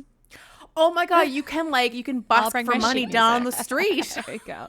I'll bring my sheet music. See if I actually remember how to read music for violin. Amazing. Because I learned it at such a young age, like 5. I could never years pick that old, up. So it's just So It was like learning another language for me. Like languages. For about 6 months, when I was in junior high, I played the trombone. Okay, everyone, calm down. I know it's super hot. I played the flute. you just Oh, got that's 10 actually times sexier. impressive. I played the flute too. Oh. Okay, so we have this weird band coming together. I can play When the Saints Come I played Marching In. guitar as well. Coast Bells so I got band. like I yeah. Do you guys remember that time we were all like 6 to 7 drinks in and we did an acoustic version of Creep on your balcony? Lindsay and I also did an vaguely, acoustic maybe. version of Pony. Pony, yeah. Pony. Hotline. Yeah. Oh, And Hotline Bling. it was Hotline for sure. Oh, Yeah. God, Pony. Those were good times. I haven't played in a while. Let's do it. Riding my pony. Let's This is your Hey, Coast Bells you're gonna Band be our singer. podcast. We used to put a nice like Fleetwood Mac melody together, because like the white Yes. girl energy, the witchy energy. Yeah. That's what I basically Anyway. grew up listening to. So I know. all about the I remember this one time someone like made a joke about how white girls only listen to Fleetwood Mac, and I'm like, so also Fleetwood Mac's for anyone, especially if you're a witch. Yeah. Yeah. Because Stevie Nicks is a forest witch. We all know this to be true. So Exactly. All right. Well, another Off topic, item sorry. too. Back to Titanic stuff. I mean, Yeah. we're going to wrap this up in a minute anyway. But a menu from the final night was sold for £51,000. I remember hearing how that. was I it assume, 'cause found? Prague and Pa- Where did they like? How do you find an old menu? I don't. Maybe someone had it in like a bag. I don't know. Maybe someone kept it. Also, remember that I told you about that episode I watched from Yes. Antiques Roadshow where they had this painting and then they flipped it over and found a menu from the Titanic. Oh Like, yeah, yeah. I would simply pass away. they were like, it was already like a valuable painting, and then all of a sudden they're like, now it's just like indescribably valuable because Yeah. it's Titanic menu. Like That's crazy. absolutely Lindsay, crazy. top of your mind, do you remember what some of the items were on that menu? Because I saw a video too. Like I saw the thumbnail. I'm like, oh, don't No. forget to watch that later. Oh, recreating. I feel like the Boston. food Eric, back I then should have looked it was- up because last night Eric was also asking me. So let's look up one right now. I just feel I'm like trying to food find, back then was like, legit- ooh, boiled meat, and also boiled potatoes, and also Yeah, I also egg want, white. I want the first class. Okay. Guys, this is a safe space, right? Fillets of This is a brill. non-judgmental place. Of course, a cocky leaky. Yeah. I'm seeing. I'm hoping this is legit. I've almost had this one. whole bottle of champagne by myself. I'm not mad letting at you that. know. I'm disappointed in myself that I only got a half bottle. But I still have so much editing to do today. That was probably a good idea. Otherwise, the editing would get real fucking funny. Just Okay, very like so this Lucy. is- It's like very like a new age art house. This is from Time Magazine, so I'm assuming they fact checked this. But this Okay. I would Titanic trust Time menu Magazine. sold for $88,000 as a first class Holy lunch menu from shit. April 14th, 1912. This is the The last day it lunch. sunk. Yes, the day they hit the iceberg. Oh, wow. So they had fillets of brill. I don't know what brill is. Brill That sounds is, like yeah. a fish. What is brill? Egg à l'argentille. So Like something- egg as in like an egg. I'm probably really. There's like French chefs out there probably So, screaming. okay, but listen, but Lindsay, you are the most French person here. So I want you to just really channel your time in France and just whatever you feel like is right is probably right. Okay. Chicken a la Maryland. Maryland. So Maryland style chicken. That's so Yes. self-explanatory. And then finally in English we have corned beef, vegetables, and dumplings. Okay. so see, like none of this sounds like super good. So I I bet found a first It class dinner menu sounds fancy, so it's from okay. April Okay. 11th. okay. Well, let me. Okay. Okay, this has. But they also want to say for the luncheon they did have a cheese board, so and it had camembert on it, Oh yeah. and also Ah, cheddar. to camembert. keep us grounded. Yeah. And brill is keep a you fish. humble. It's a flat fish. It almost looks like what's that? halibut, Yeah. flounder. Yeah. When they have the two eyes on All right. one side of Let's their hear body. let's hear what's for dinner. What's for dinner? So this has hors d'oeuvres of oysters. Okay. Consomme. I can't really see what this says. Consomme is some kind of a I don't know. Creme de sauce. asparagus, salmon hollandaise, white bait, which I think is also a type of fish.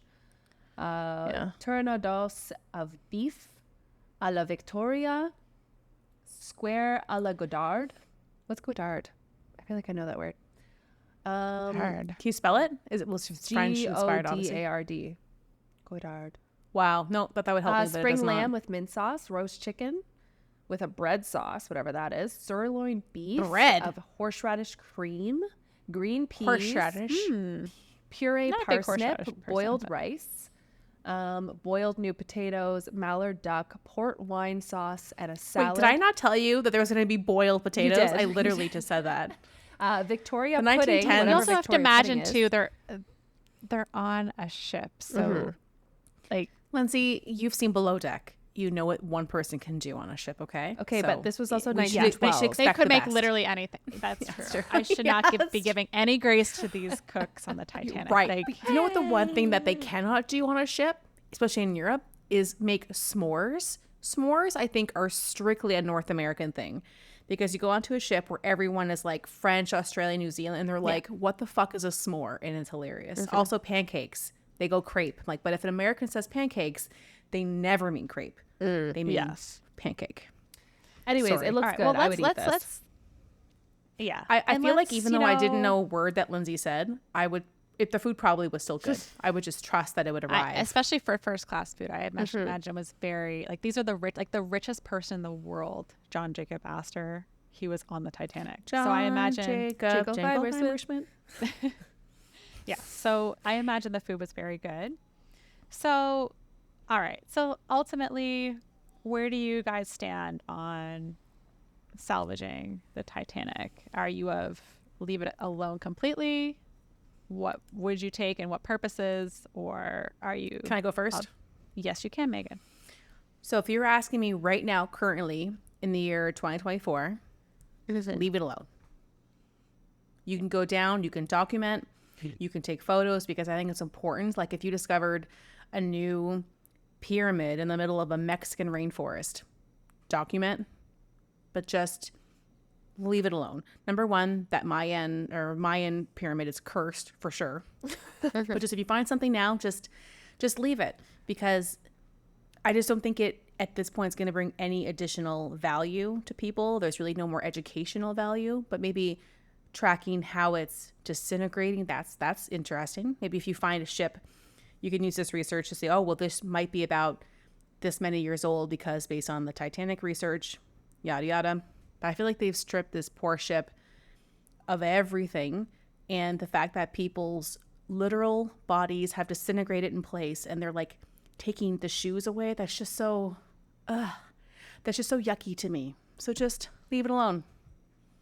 Yeah, I agree. Yeah, I'm kind of in the same boat where I feel like, especially with the amount that they've already taken, like you've taken enough. It should be in a museum. I can't see how there's anything left. Like Lindsay said, like each time, like hundreds and hundreds of pieces. Unless they were what like, else is listen, there? this was a one-of-a-kind engine and we can get it out, and like this would be really amazing to have in a museum for learning purposes, something like that. And that's also not going That's to the cause only it to way like fall upon that I would agree. itself. Yeah, it has to be something that's like, listen, this is going to be great for historical reasons to have up here. I think, yes, we've probably taken enough from it. You do eventually just have to let bodies rest. But I mean, then I'm also like, I don't know if this was like kind of on your thing about a pyramid, like we do have people, like I just did the episode in Egypt where they're still looking for Cleopatra's grave. Should we stop looking for that? Should we just let her rest, or should we continue to kind of get an understanding of things part and of where it they too were is, like, and what happened? Completely different. Chantel, Yeah. yours is so different. The Titanic, we know so much about it, and it's not that old. Yours is like ancient. Yours, I think, True, at this it's point, more it's of a past discovery. the point. It's more of a discovery than Yeah. a we I think that you're. I mean, because again, if you were to go look for Cleopatra after 100 years, maybe at that point there would have been some like, oh, I don't know, we should let things lie. But you get to a certain point where it no longer is that personal, and it is more about, the world history, where the Titanic, I don't know what more we can possibly learn about the ship that did not even take one voyage. I think it's more the personal aspect that we're obsessed with, not so much about the ship, not so much about the engine. It's more like the personal, just how tragic, but it's not so much about there's like the a historical little part. bit of it, like about if you don't find it and you're I know. to have good intentions with it, what if someone else is Yeah, finds I something understand and that then too. they take it. Yeah, So, I get that point. which was probably like Robert Ballard's whole predicament with the whole thing. Well, that again is the Indiana Jones complex. If you don't steal it with good intentions, someone else will with maybe bad intentions. Yeah. I mean, ultimately, this has already happened, Megan. I think you made a good point. I think at this point, we don't need anything else from it. It's probably not even safe. There's actually a lot of currents. So in the back to the Titanic dock that I mentioned, going even to the stern, like Danger zone. Briscoe was saying, it was just so dangerous. It was like a lot of debris and like And then Victor says that everywhere, Victor is like a renegade, so like it's really not safe. Yeah, like he knows what he's doing. The bow typically is where people go. You have to do a remote vehicle to go in there anyway. It's just obviously not. You can't go in there. You probably get stuck and die as well. I think it is important to just leave the site alone at this point. Yes, you could learn more maybe, but I think doing the periodic trips to assess the site, totally fine. Yeah, that's fine. People do want to know. So, and I think part of it is great that there's so many people willing to put their own money towards these expeditions, because otherwise we wouldn't have all this footage of the Titanic. We wouldn't have this information, this historical preservation. But at the same time, we have to draw the line somewhere of let the ship rest, let those people who died rest. I don't think we're ever going to move on from the Titanic fully. I think it's always going to be part of. So I just want to say something about what you just said, because I was thinking about it. Why do you think we are so obsessed with the Titanic? So that's a really good point, and I think it's a lot of it has to do with the fact that we can relate to the stories of the victims. Like I said, you have the richest people in the world with some of the poorest people. They all are coming together and facing this tragedy just like any human would. Like, for example, cancer affects us all. It doesn't matter how rich you are, how poor you are. There's things in life that just ultimately affect all of us as humans. So I think that story of Titanic really speaks to that, as us as people. It just makes everyone equal, because exactly, we can all experience this. We can all feel empathy or sympathy towards people being in this situation, being forced to reckon with what's happening, and knowing maybe an hour in advance that this is your last hour or 2 hours on Earth, and saying goodbye to your families, like how heartbreaking that is. I think it really speaks to us, and that I think the movie did quite a bit of emphasizing that even further, even though Jack and Rose aren't, like, you know, maybe they were based off potentially people, but you can still they're empathize and you fictitious can see yourself. Yeah, and you can. I think it really touches people, and it's just so tragic. First voyage, you know, and had all this Unsinkable. these hopes and people. Well, so something that I find so fascinating about the whole story is that it's such a class is such a huge deal. I mean, like, I know that it's a movie, but this is reality. How people just really, oh, you don't belong here. You're this class. I'm not even going to look at you. You're that class. You can't even come on and this then when deck. it comes to, and then when it comes to life and death, everyone's the same. Another reason why it was so big too is because the people on board, like, they were a lot of very wealthy, like, prestigious people. So I think it brought a lot of attention to it at the time, where there's been bigger shipwrecks since, but there's been migrant ships that have wrecked and people barely know about it, you know? So that definitely had a big part to play in how as soon as you have like Titanic a celebrity or like billionaires, people are more interested. That makes sense. yeah Just human nature again.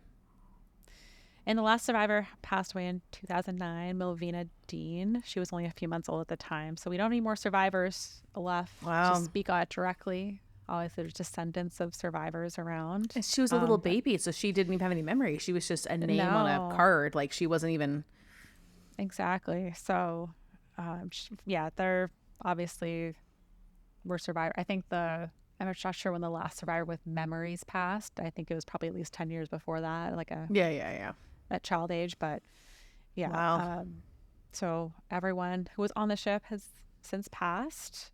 Isn't that so weird too? Like, the Titanic, I mean, it was a long time ago, but it's kind of like when you talk about, you know, like even like World War II, the fact that now there are so few survivors, it just puts in perspective.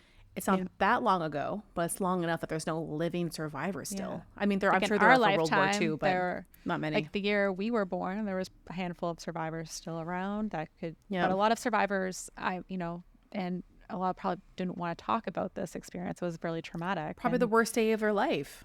Exactly. So in some ways, it is like for the historical preservation.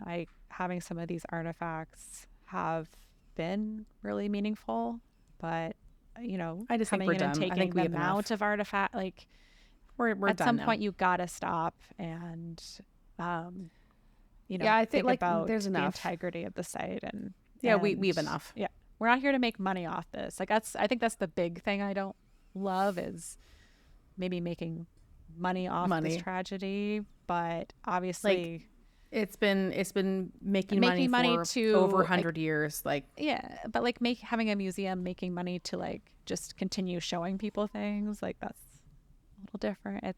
It's really. I think we get it. We get it. I think we're all on the same page. Yeah. Okay, but that's so my friendship not about ended. Titanic. No. Yeah. We're a little echo chambered. Yeah. You know what, guys? T. Indiana Jones. Let's just and to Victor. And to Victor. And to Victor. Obvious to Victor. Yeah. I already drank mine, but way to go. Yeah, Victor gets a sip. One last sip. There you go. Well, that was really good, kind of Lindsay. Thank you. Really good. Just makes me feel like bummed. I learned a lot. Yeah, I do feel a little bummed. I learned because I do consider myself not a Titanic expert, but like maybe I know more than the average person. You are. Yeah. So a lot of the stuff I told you today was stuff that I did not know. I didn't know about the whole ownership. Well, that was crazy. Trying to own the salvage rights. I didn't know how that all worked. I never even really thought about it that much. You know, it's just something you might go to a museum. There's actually a Titanic exhibition in Chicago right now that I've been kind of thinking of going to, but I'm like, am I supporting the have the podcast that makes no money pay for it? Yeah, I know. It's like an hour by bus, so I'm like, I think I might go. It's still there, so. I mean, I would go. I keep thinking, like, we had talked about that I'm going home this summer, but we always tend to avoid Halifax only because Sydney is like a 5-hour, 6-hour drive. And so it just doesn't make any sense. So I'm going to see my mom in my hometown. I tend to skip Halifax. But I do want to take Damien to really like explore the town more. And like we have to go to the Maritime Museum because their exhibits are awesome. And the Titanic. Oh my god! Yeah, you have to go graveyard. back. That too. We have I don't think I've three. ever been there. So Well, I I've think only another reason too why like I know I was so interested in Titanic, maybe you guys too, especially Chantel. because it was local. Really, It's really affects local. Yeah, Halifax has the most Titanic graves. I don't. Okay, so who's gonna edit this audio? You guys both edit the audio. I'm gonna edit the audio for the okay, audio so- portion. Feel free to edit this out. But do you guys know the story about the crime that was committed when they were filming the Titanic? No. No. Okay, I'm gonna tell that story one of these days. Oh. Okay. It wasn't like a cliffhanger. major crime, but it was like people were like hospitalized. Okay. You guys never heard about this? No. Oh my god. I'm making write a note that of that down. too. Yes. Well, you guys knew that Jack Dawson was taken from a gravestone in Nova Scotia. Jay Dawson. Yeah, Jay Dawson. I think every Haligonian I knows thought that knows was- that because we're like, Yeah, I thought that was actually a coincidence, but maybe I I'm feel like that wrong. was on purpose because my story will tell you that they spent a lot of time in Halifax, Okay. but I'll say no more. All right, James, get at us. Yeah, Was let it a us know. coincidence or not?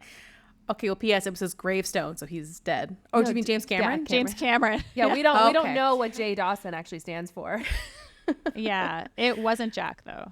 Well, I think it. You don't know. it could be. I know that Oh, part okay. that it wasn't. Okay, it she wasn't knows. Jack. Oh, Apparently, no. I didn't know that. That's Jack is such an awesome, just like Jack. yeah. Just Jack. Just Jack. And I as- actually and as wanted to name my son Jack. Oh, Jack, I was on my He's a- name list because he's not a Jack. He's a. He's a It just suits bleep. him so well. You mean your daughter, Bloobity I Bluff? guess I should- Boobity blop. yeah, That's her Christian name. yeah. though. It's Miss Blippity Bop. Miss to you, it's Miss Bloobity Bop. Yeah. Perfect. My friend has a cat, Jack. So Steph, if you're listening, hi Jack. Oh, there we go. Jack Oh the yeah, cat. Jack. Little Oh. Jack. And also Jack has a middle name, Oliver, which that's how you know that she's a cat Oh, mom yeah. because her cat has a middle name. Even Jack my cat Oliver. doesn't have a middle name, Ah. but now I feel like a bad mom. Anyways, Wow. we're gonna keep drowning on forever, so because we're all friends. And I still have a Thank little you, bit of champagne to everyone. drink. So Yes, Thank you everyone thank for listening you. today.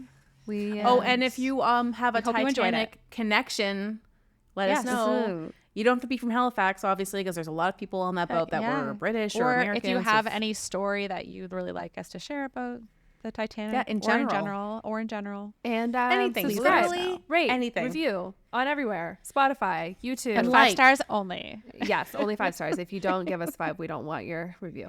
Yeah, You can Yeah. call us No mean names haters. as long as it's a 5-star review. Yeah, that's fine. All right, I love you guys. Bye-bye. Happy Bye, Mimosa Day. everyone. Thank you for listening today. We loved having you. If you liked the episode, share with your friends, family, or anyone who would enjoy it. Also, take a minute to review the Coast Files podcast on Apple Podcasts or YouTube. Leaving us a comment or like really helps. You can email us at coastfilespod@gmail.com, follow us on Instagram at coastfilespod, or visit our website at www.coastfiles.com. You can find the sources for today's episode on our website. See you next week with a new episode.